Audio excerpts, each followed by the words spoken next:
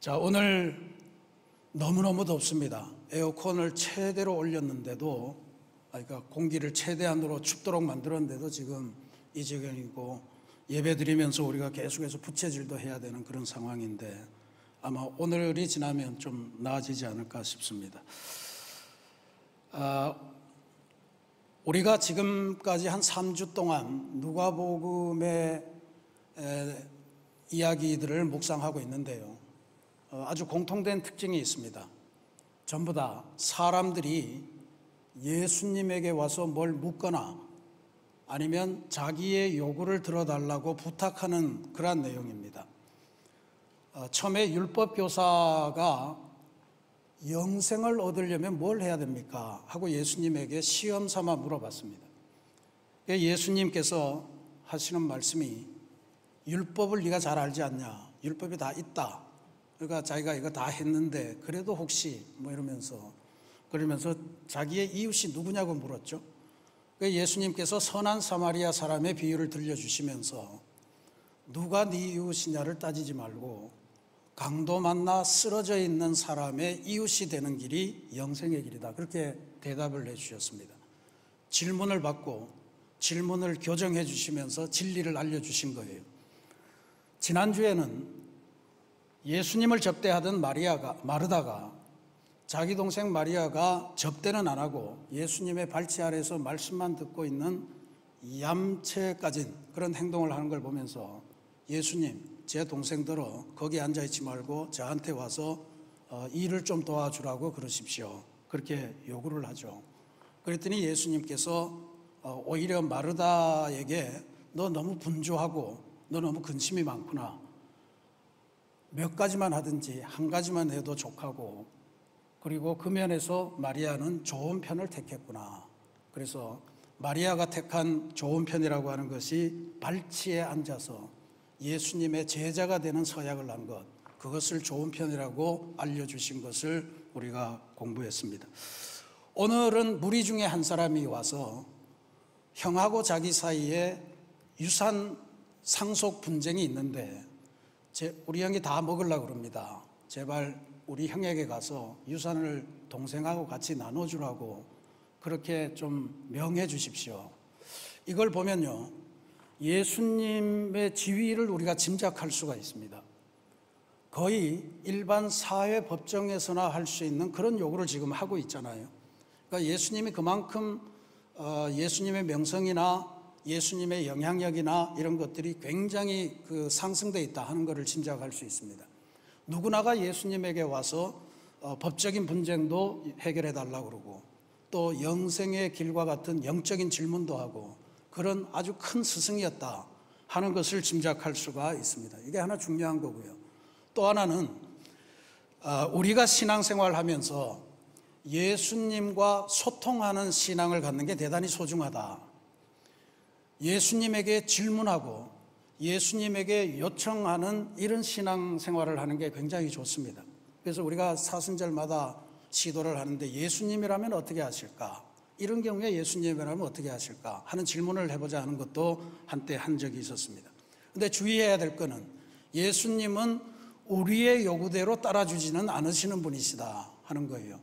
우리의 질문은 교정해 주시고 잘못된 질문은 바꿔주시면서 진리를 알려주시고 우리의 요구대로 하는 것이 아니고 진리가 원하는 대로 진리가 인도하는 대로 우리의 인생길을 바꿔주시는 그런 대답을 해주신다는 것. 그러니 예수님과 소통하는 게 얼마나 소중합니까? 우리는 우리의 뜻이 그냥 예수님을 통해서 이루어지기를 바라는 그런 믿음을 갖고 있지만 그건 올바른 믿음의 생활이 아니죠. 주님께서 기뻐하시는 삶, 주님의 말씀대로 따라 사는 삶, 그것을 가기 위해서 질문하고 도움을 구하고 의지하고 하는 것이 바로 신앙생활이다 하는 것을 먼저 우리가 기억할 필요가 있습니다. 오늘 유산 상속을 가지고 형제간의 분쟁이 났는데 형을 좀 설득해달라 하는 그 사람의 요구에 예수님이 가타부타 판결을 내리지 않으시고 이런 말씀하시죠. 삼가 모든 탐심을 물리치라. 사람의 생명이 그 소유에 넉넉한 데 있지 아니하니라 하는 말씀으로 대답합니다. 이거는 예수님께서 넉넉함을 싫어하신다는 이야기가 아니에요. 인생의 진리, 지혜로운 인생이라고 하는 거는 소유가 넉넉하다고 자동으로 얻게 되는 게 아니다 하는 말씀을 주신 겁니다. 그리고 나서 곧바로 예수님께서 비유 하나를 말씀해 주시는데, 그게 우리가 흔히 어리석은 부자의 비유라고 알고 있는 말씀입니다. 한 농부가 있었는데 아주 부자였습니다. 근데 어느 해에는 유달리 풍성한 수확을 얻었습니다. 자기가 갖고 있는 창고에는 도저히 다 드릴 수 없을 정도로 넘쳐 흐르는 그런 수확을 얻었어요. 이건 제 생각에 하나님의 은혜거든요. 하나님은 우리에게 이런 풍성함을 주시기를 원하시는 분 같아요. 우리도 다들 정말 이런 어마어마한 수확, 이거를 다 소망하고 기도하고 그러잖아요. 괜찮습니다. 좋습니다. 요즘 개업할 때 화분을 보내면서 거기에 붙이는 축하 문구, 그런 거 보면 뭐 이런 거 있습니다. 돈벼락 맞으세요, 그런 거 써놓고요. 돈 세다 주무세요, 뭐 그런 것도 쓰고, 돈 세다 힘들면 저한테 연락 주세요, 뭐 이런 것도 쓰고 그럽니다. 이게 다 하나님의 은혜고 여러분 모두가 이런 복을 누리시기를 간절히 기도드리겠습니다. 근데 부자는 이런 복의 현장에서 자기 마음속으로 이런 생각을 하게 돼요. 여기서부터 문제가 생깁니다. 내 곡간을 헐고 더 크게 짓고 내 모든 곡식과 물건을 거기 쌓아두리라. 또 내가 내 영혼에게 이르되 영혼아, 여러 해 쓸 물건을 많이 쌓아두었으니 평안히 쉬고 먹고 마시고 즐거워하자 하리라. 이게 이 풍성한 수확과 은혜 앞에 선 이 부자의 마음속 생각이에요. 예수님께서는 이런 부자의 생각을 보면서 하나님께서는 이 인생을 어떻게 평가하시나 하면서 우리들에게 소개해 주십니다. 하나님은 이르시되 어리석은 자야, 오늘 밤에 내 영혼을 내가 도로 찾으리니 그러면 내가 준비한 것이 누구의 것이 되겠느냐. 이 부자더러 어리석다, 인생을 제대로 살고 있는 게 아니다, 이런 평가를 하나님이 내리신다고 주님이 지적하신 겁니다. 오늘 우리는 뭐 가난한 사람도 있고 부자도 있지만 역사 이래 그 어느 시대보다도 풍요로운 시대를 우리가 살고 있는 중입니다. 가끔씩 특정한 소수가 너무 많이 가져서 그렇지 그런다손 치더라도 우리가 갖고 있는 게 적지 않습니다. 이전에 왕들이 누렸던 것보다 훨씬 더 부자로 살고 있습니다. 그런 우리에게도 오늘 이 말씀은 대단히 소중하리라 저는 그렇게 확신합니다. 왜냐하면 많은 물질을 소유하고 쌓아두고 있으면 마냥 행복의 길이 쫙 열릴 것 같은데, 의외로 세상 살아가는 부자들을 보면 우리보다도 더 공허해하고 불안해하고 두려워하는 부자들이 많다고 하는 사실이에요. 우울증 약 먹고 이런 사람들이 의외로 많습니다. 가족 간에 파탄이 나고. 왜 그럴까? 참 궁금합니다. 혹여라도 지금은 풍요하지만 언제 뭔 일이 있어서 갑자기 이 재물이 사라질지 몰라서 할 수 있는 한 더 많이 쌓아둬야 되겠다, 이런 생각을 하면서 전전긍긍하는 것은 아닌가, 이런 상상도 해봅니다. 어쨌든 이런 풍요로운 현실을 살아가는 우리들을 향해서 예수님께서는 오늘 부자의 이야기를 통해 우리에게 이런 질문을 던지시는 것 같습니다. 오늘 우리 삶에 주어진 풍성함과 넉넉함, 이것은 도대체 어떻게 사용해야 지혜로운 사람이 되겠는가, 지혜로운 부자가 되겠는가 하는 질문입니다. 먼저 우리가 생각해 봐야 될 것은 이 예수님이 말씀하신 이 부자 농부, 이 사람은 절대로 악한 사람이 아닙니다. 굉장히 성실한 사람이고 성실하게 농사를 지었고 그의 밭은 그의 성실함에 응답해서 큰 수확을 허락했습니다. 그리고 그는 경제적인 원칙에 따라 이걸 그냥 다 소비하지 않고 내가 갈무리 할 수 있는 한 최대한 갈무리 하자, 그래서 창고를 새로 짓고 더 큰 창고를 만들어서 그렇게 쟁여놓습니다. 땀 흘려 성공했고 그 성공에 바탕하여 미래의 행복을 추구하는 아주 정상적인 사람이다, 그렇게 볼 수 있죠. 그런데 예수님께서 이 사람을 비판하시고 평가를 하십니다. 근데 그 평가의 기준은 네가 왜 그렇게 농부들을, 일꾼들을 착취했냐, 뭐 이런 거 아니에요. 너 이렇게 너무 많이 갖지 않았냐, 이런 것도 아닙니다. 다만 이 사람이 어리석다, 악함 때문이 아니고 어리석음 때문에 문제가 있다, 그렇게 평가를 내린 거예요. 그러면 이 부자 농부가 가졌던 어리석음의 실체가 뭔가, 이걸 우리가 질문을 해봐야 되겠죠. 우리가 이 구절 예수님의 말씀을 통해서 발견할 수 있는 가장 큰 문제는 그가 사용하는 단어입니다. 그가 사용하는 단어가 마음을 표출하는 것이라고 생각하면 그는 이런 단어를 계속 씁니다. 내 곡간, 내 곡식, 내 물건, 심지어 내 영혼, 이럽니다. 이 사람의 모든 생각의 출발과 끝은 전부 다 나의, 내, 영어로 말하면 I, my, mine, 뭐 이런 것만 계속 쓰고 있는 거예요. 소출이 어떻게 내게 왔는가? 자기 혼자 농사 짓지는 않았을 거 아니에요. 수많은 농부들이 함께 이 일을 거들었을 테고, 무엇보다도 적절한 때에 비를 주시고 햇빛을 주신 하나님도 계시고 한데 그런 생각은 전혀 없습니다. 그리고 이 수확물을 가지고 어떻게 내가 좀 나눠주고 감사를 표하고 이런 것도 없습니다. 그냥 더 크게 짓고 내가 다 쓰도록, 수년 동안 평안하게 먹고 살고 쉬고 마시고 놀도록, 그렇게 이걸 어떻게 간직할 거냐라고 하는 것에만 관심이 있는 사람입니다. 근데 어리석다라고 하는 평가를 받죠. 뭐 왜 어리석은 걸까? 일단 유추를 해보면 오늘 하나님께서 그 말씀하시죠. 네가 아무리 그렇게 쌓아놓고 수년 동안 쓸 거를 비출해 놓는다 그래도 오늘 밤에 네가 말하는 그 영혼을 내가 찾아가면 이게 도대체 어떻게 되겠냐? 우리가 자기 자신만을 위해서 간직하려고 단도리를 하고 자물쇠로 잠그고 뭐 어떻게 한다고 그래도 이 물질의 주인이 그 사람이 아니기 때문에 그 사람 거가 될 수 없다는 그런 말씀을 예수님이 하고 계신 거라 저는 그렇게 믿습니다. 내 것이 아닌데 내 것인 양 그것에만 의존해서 미래를 가꾸고 그렇게 하려고 하면 결국은 그것도 놓치게 된다. 그러니 너만큼 어리석은 사람이 어디 있겠느냐, 이런 말씀을 하시는 거겠죠.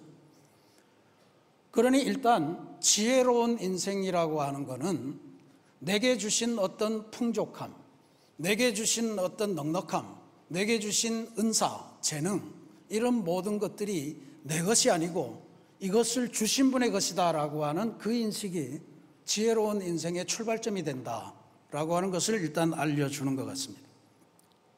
두 번째로는 그러면 하나님이 우리에게 베푸신 이 풍성함, 넉넉함을 우리는 어떻게 사용해야 되는가라고 하는 문제를 성경적으로 이해하셔야 됩니다. 하나님께서 이스라엘 백성과 계약을 맺으시면서 그때 이미 이스라엘 공동체 안에 부자도 있고 가난한 사람도 있었던 것 같아요. 레위기 19장에 보면 이웃 사랑을 하는데 이렇게 하라 하면서 들려주신 율법의 말씀이 있습니다. 이렇게 되어 있습니다.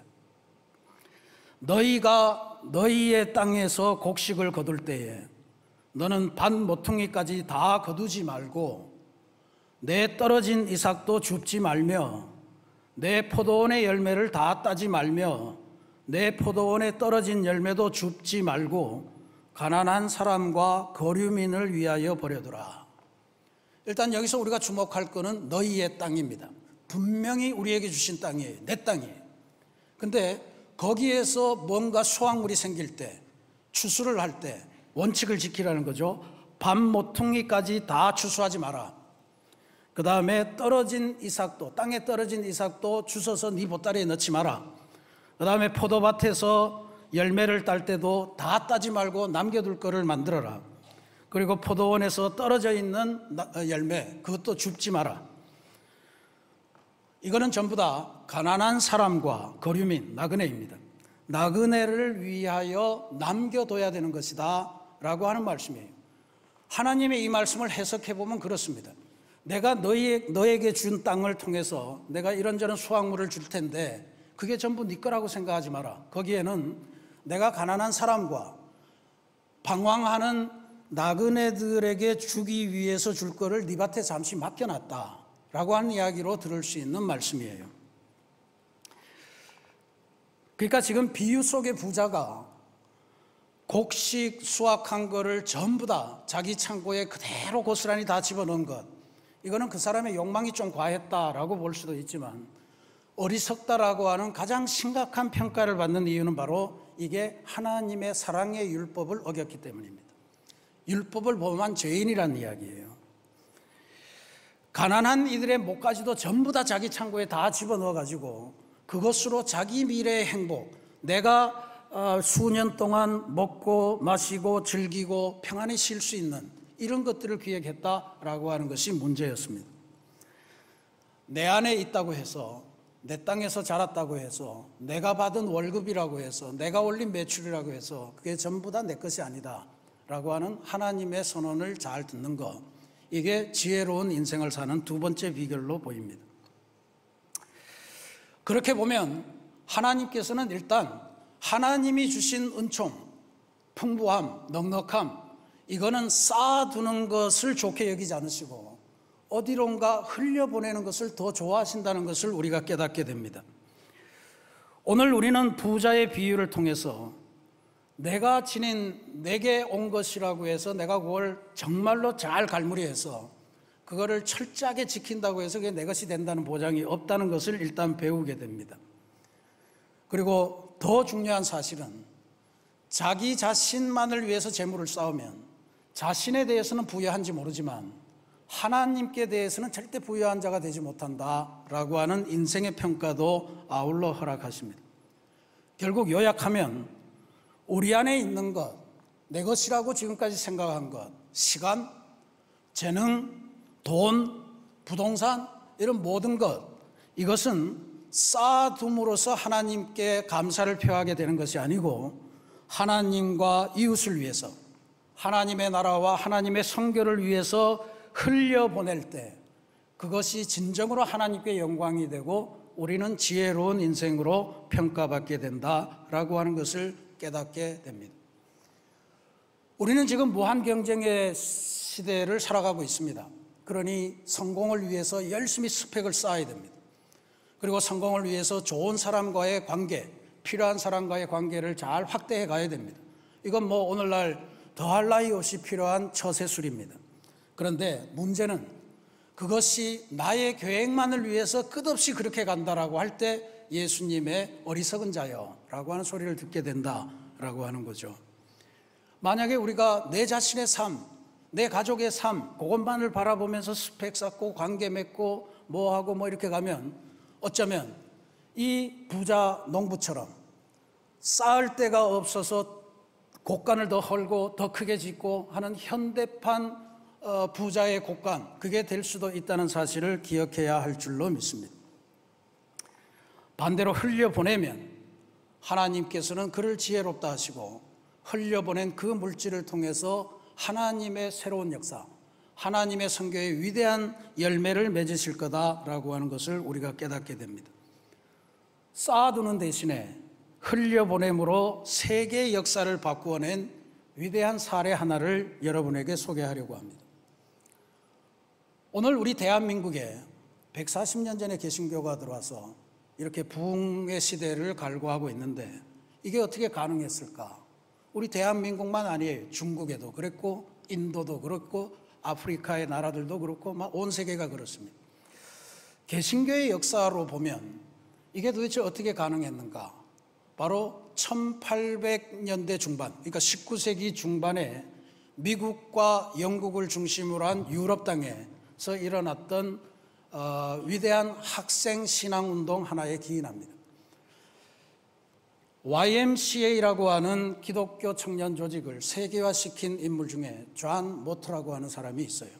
미국에서 뭐 예일대도 나오고 저 유명한 명문대학 출신의 박사입니다. 또 우리가 미국 부흥운동의 아주 핵심으로 꼽는 드와이트 무디라고 하는 목사님의 이름을 다 들어보셨을 겁니다. 저 두 분이 이 운동의 선구자 노릇을 했고 중추적인 엔진 노릇을 했습니다. 1860년, 70년 무렵에 이분들이 전 세계로 복음을 실어 나르기 위해서, 지금 유럽과 미국은 전부 다 장사하기 위해서 막 세계로 가는데 어떻게 하면 하나님의 복음이 전 세계로 옮겨질 거냐라고 하는 것들을 목표로 해서 미국에 있는 대학, 캐나다에 있는 대학, 영국에 있는 대학의 대표들을 모아서 여름 수련회를 가진 거예요. 매사추세츠에 가면 성경에 나오는 헐몬산이라고 하는 산이 있다고 그래요. 거기에 대학생 대표들을 모아놓고 수련회를 갔는데, 수련회의 마지막 시간에 우리 세대 안에 이 세계를 복음화합시다. 여러분, 지금 이 복음을 들고 세상 끝까지 갈 사람은 자원하십시오. 이게 마지막 순서였다는 거죠. 거기에 첫 모임에 100명의 미국의 대학생들이 선교사로 나가겠다는 자원을 하고, 우리 세대 안에 이 세계의 복음화를, 그래서 자기네들은 본 적도 없는 중국과 인도와 조선과 일본과 뭐 이런 나라를 다 찍고 간 거예요. 이 운동이 수년 지나면서 무려 2만 명에 달하는 해외 선교사 자원자를 서약하게 만듭니다. 당시 통계를 보면 미국 대학생 37명 중에 1명이 해외 선교사로 자원을 냈고 그 결단을 실천했다.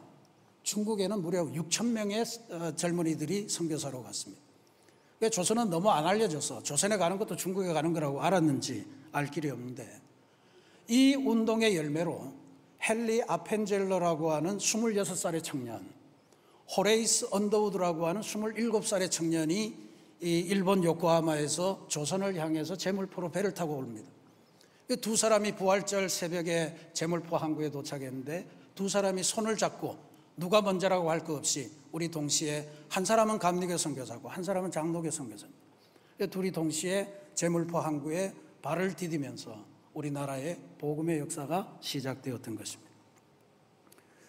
이 학생 자원 운동, 스튜던트 발런티어 무브먼트에 참석해서 그들이 자기에게 주신 하나님의 조건, 재능, 이런 것들을 하나님을 위해 다시 흘려보내겠다라고 서원한 사람들의 직업을 보면 의사, 법률가, 교사, 사업가, 목회자 등등 수많은 사람들이 있습니다.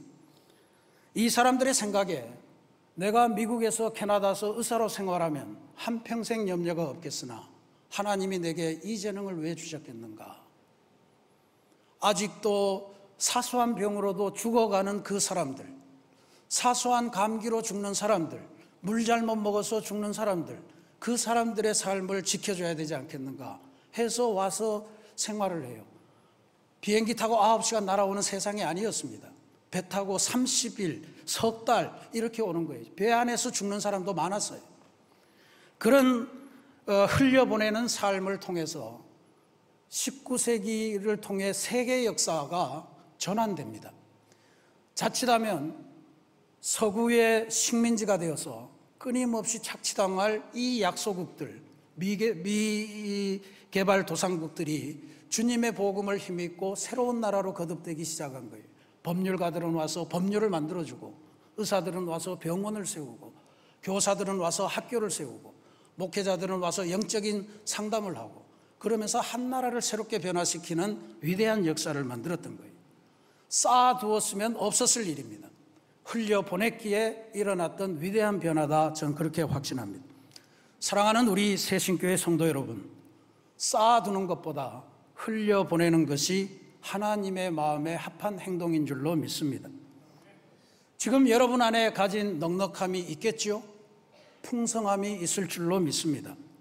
올해 여름 한번 생각해 보십시오. 지금도 그렇지만 유난히도 더운 여름입니다. 또 폭우로 인해서 농민들의 마음이 많이 상처를 입었습니다. 우리 새신교회는 7월 한 달을 소망으로 양육, 사랑으로 섬김이라고 하는 주제를 가지고 지금까지 4주간에 걸쳐서 하나님의 자녀 세대를 말씀으로 양육하는 여름 말씀 축제와 수련회를 이제 거의 다 마감했습니다. 지금 어린이 여름 성경학교가 진행 중이긴 한데 다 끝나갑니다. 이 수련회와 여름 말씀 축제에 참여한 모든 어린이, 청소년, 믿음부, 젊은이 성도들의 후일담을 들어보니 전부 다 큰 은혜를 받았고 가슴이 벅차다, 기쁜 그런 감동의 이야기를 전해 주었습니다. 그러면 이제 우리는 이러한 말씀 축제 수련회를 통해서 우리 안에 부어주신 하나님의 넉넉함, 영적인 풍성함, 이것을 우리 안에 쌓아둘 거냐, 그리고 다음 수련회를 또 기약할 거냐, 아니면 받은 은혜를 우리의 이웃을 위해, 하나님의 세계를 위해, 하나님의 성교를 위해 흘려보낼 거냐라고 하는 것을 결단해야 될 시점인 줄로 믿습니다. 우리가 이번 주간 목요일부터 진행하는 농촌 선교 활동, 이건 우리 새신교회가 지난 10년간 걸쳐서 하나님께서 내게 주신 은사, 하나님께서 내게 주신 은혜, 하나님께서 내게 주신 모든 환경의 장점을 하나님을 위해서 이웃을 향해 흘려보내는 귀한 시간이고 계기가 되어 왔다는 사실을 고백합니다. 우리에게 주어진 시간, 그것의 일부를 힘겨워하는 농촌의 주민들과 함께 땀 흘리면서 사귀면서 내어놓고, 우리에게 주신 어떤 전문성, 그것을 그분들의 삶을 위로하고 희망을 주는 일을 위해서 나누고, 또 시골에 아무런 대책이 없는 그곳 속에 보다 좋은 환경을 만들기 위해서 우리가 섬기고 땀 흘리는 것, 이것은 결코 나를 위해 곳간을 확장하는 일이 아닐 겁니다. 오히려 하나님의 생명과 은혜를 흘려보내는 강물 같은 그러한 길을 개척하는 일인 줄로 믿습니다. 이러한 흘려보냄의 실천을 통해서 무엇보다도 우리는 하나님께로부터 너는 참 지혜롭구나, 지혜로운 인생이로구나, 지혜로운 부자로구나 하는 칭찬을 듣게 될 줄로 믿습니다. 그리고 칭찬만이 아니고 우리의 그 섬김, 우리의 흘려보냄의 실천을 통해서 하나님의 말씀에 기초한 새로운 세상이 열리는 것을 맛보는 그러한 복을 경험하게 될 줄로도 믿습니다.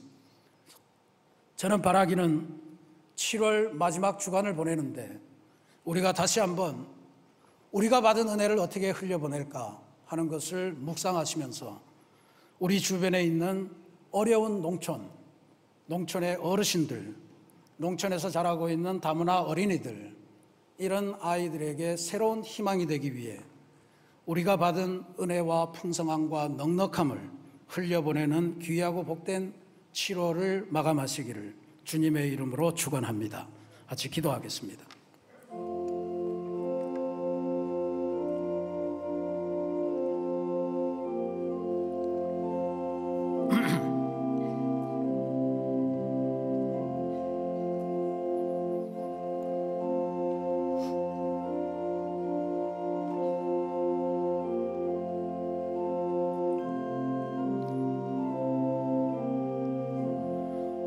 사랑의 하나님, 우리가 예수님 믿으면서 예수님으로 인해서 받은 은혜, 은사, 이것을 잘 쌓아놓으면 그게 참 믿음의 인생이라고 생각했는데, 오늘 예수님의 말씀을 듣고 보니 은사는 쌓아두는 것이 아니라 하나님의 나라, 하나님의 선교, 하나님의 백성을 위해서 흘려보내는 것임을 다시 한번 깨닫게 됩니다.